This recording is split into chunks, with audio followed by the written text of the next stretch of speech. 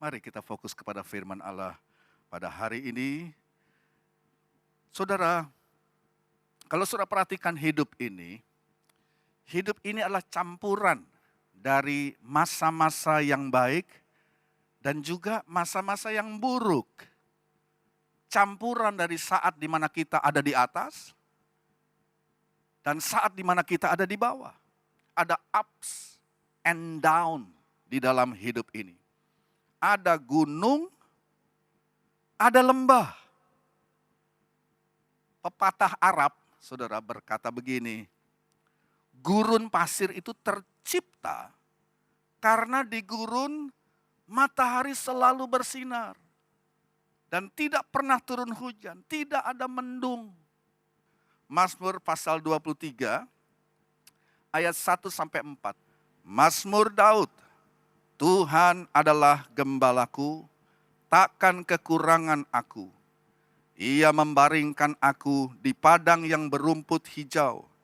Ia membimbing aku ke air yang tenang. Ia menyegarkan jiwaku.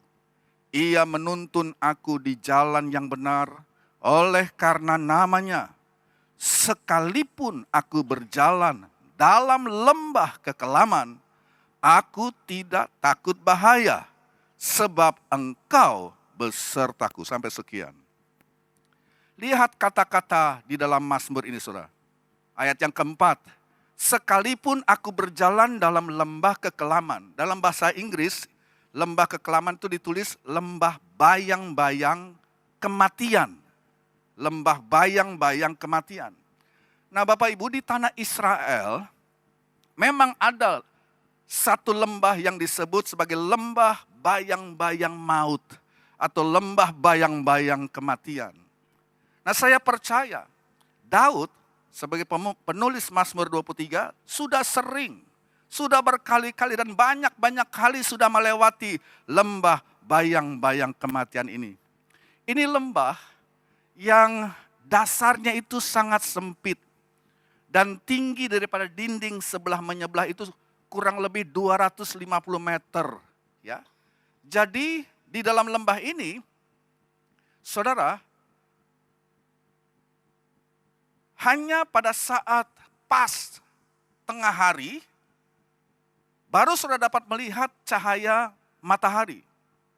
Jadi, walaupun siang hari, kalau saudara berada di dasar dari lembah ini, maka karena lembah ini dindingnya sangat tinggi dan lembah ini begitu sempitnya, maka matahari hanya bersinar kalau tepat di atas kepala selama kurang lebih, yang mungkin nggak sampai 1 jam. Saudara. Jadi, sebagian besar hari yang dialami oleh orang yang melewati lembah ini, itu boleh dikatakan penuh dengan bayang-bayang. Jarang sekali cahaya matahari dapat dilihat secara langsung. Daud katakan, sekalipun aku berjalan dalam lembah bayang-bayang maut, aku tidak takut bahaya. Nah, 2900 tahun yang lalu, ada seorang raja di Israel, di kerajaan utara, bernama Raja Ahab. Dia punya musuh. Musuhnya adalah Raja Aram. Nah, Raja Aram kepingin menghancurkan pemerintahan Raja Ahab ini. Dan dia mengumpulkan teman-temannya kurang lebih dari sekitar 32 suku-suku bangsa untuk datang bersama-sama mengepung dan menyerang dan menghancurkan Israel. Tetapi kalau saudara baca kisahnya, Tuhan campur tangan dengan cara yang mujizat dan Raja Aram itu bersama dengan ke-32 sekutunya dikalahkan. Cuma begini, ceritanya belum selesai. Tahun depannya, tahun berikutnya, orang-orang Aram memutuskan untuk kembali mencoba menyerang Israel. Tetapi kali ini strateginya mereka ubah. Strateginya mereka rubah. Para jenderal, ahli strategi bangsa Aram itu, mereka datang dengan satu rencana yang lain. Coba kita baca di 1 Raja-Raja, pasal 20 ayat yang ke-23. 1 Raja-Raja 20 ayat 23. pegawai-pegawai Raja Aram berkata kepadanya, Allah mereka ialah Allah gunung. Itulah sebabnya mereka lebih kuat daripada kita. Tetapi apabila kita berperang melawan mereka di tanah rata, dalam bahasa Inggris, di lembah, pastilah kita lebih kuat daripada mereka. Jadi Bapak Ibu, kita melihat orang Aram datang lagi menyerbu Israel tahun yang ke depan. Tapi dengan strategi yang berubah, ya. Strateginya dirubah. Ya. Mereka tidak menyerang Israel di tanah pegunungan, tapi mereka menyerang Israel di tanah datar atau di lembah. Dan mereka berkata, Allah mereka melindungi mereka cuma di gunung, cuma di pegunungan. Itulah sebabnya kita serang mereka di lembah. Dan kita akan kalahkan mereka di lembah. Jadi mereka merubah strategi dan kembali lagi datang menyerang bangsa Israel yang kedua kalinya dengan tentara yang sangat banyak. Dan kalau kita lihat di ayat yang ke-27 bagian B, ya, ayat 27 bagian B dikatakan di situ bahwa orang Israel berkemah di hadapan mereka seperti dua kawanan kambing. Sedang orang Aram telah datang membanjiri negeri itu. Jadi kalau saudara bandingkan ya kekuatan tentara daripada bangsa Israel dengan tentara orang Aram itu enggak sebanding. Ya enggak sebanding. Mungkin orang-orang Aram datang dengan ratusan ribu laskarnya, sementara orang Israel paling banyak saudara, cuma 7.000 laskar yang mereka punya. Jadi kita sudah bisa melihat Israel bakal dibantai habis. Israel bakal dihancurkan seluruhnya. Tetapi saudara, itu belum akhir daripada kisah ini. Ya.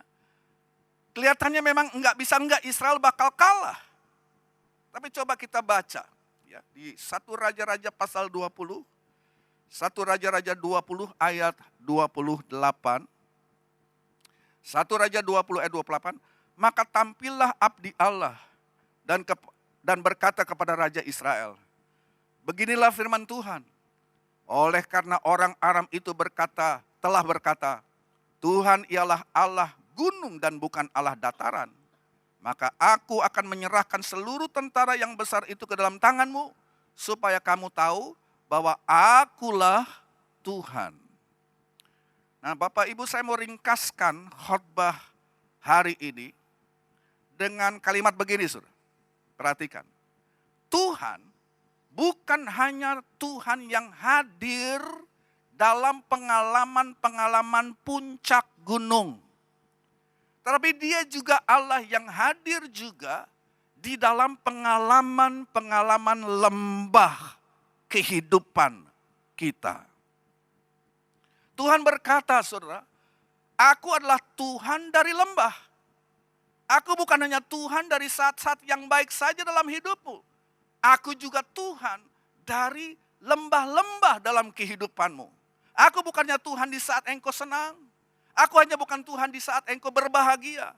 Tatkala semuanya berjalan dengan baik, tatkala semuanya berjalan dengan mulus. Aku adalah Tuhan yang hadir juga di lembah-lembah kehidupanmu. Nah kalau berbicara lembah di dalam Alkitab Bapak Ibu. Lembah itu satu metafora. Satu kiasan.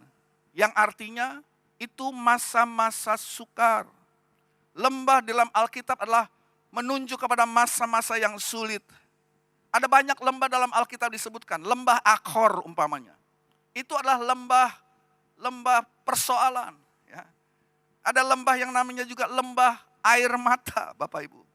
Jadi lembah di dalam Alkitab itu adalah simbol dari saat-saat yang sukar. Dari saat-saat yang sulit dalam hidup ini. Nah Allah katakan, aku bukan hanya Allah dari puncak gunung dalam hidupmu. Aku juga Allah, aku juga Tuhan di lembah. Saat-saat saudara mengalami kegelapan di dasar lembah kehidupan saudara. Saat-saat saudara menghadapi keputusasaan. Saat-saat saudara tertunduk di dalam kehidupan ini. Saudara, kenyataannya adalah kita memang tidak selalu hidup di kemuncak gunung. Kita tidak selalu hidup. Pengalaman mengatakan kepada kita, kita nggak selalu ada di puncak gunung. Ada puncak gunung, ada juga lembah di ujung sana, saudara. Nah, saat saudara berada di puncak gunung, maka saudara senang. Saudara menikmati pemandangan yang luar biasa. Ya, tetapi saudara, saya mau bilang puncak gunung itu jauh. Ya, jauh. Ya.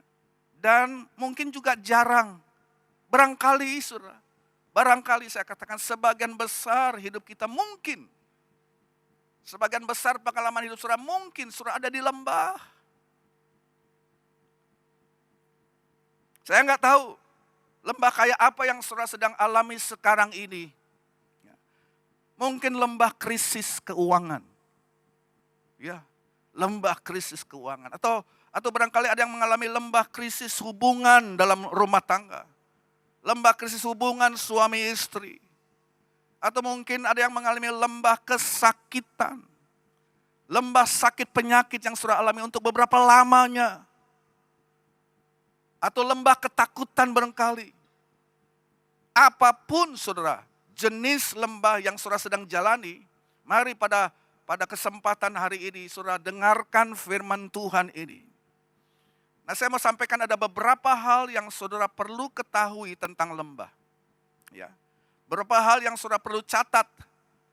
Kalau kita bicara tentang lembah kehidupan manusia.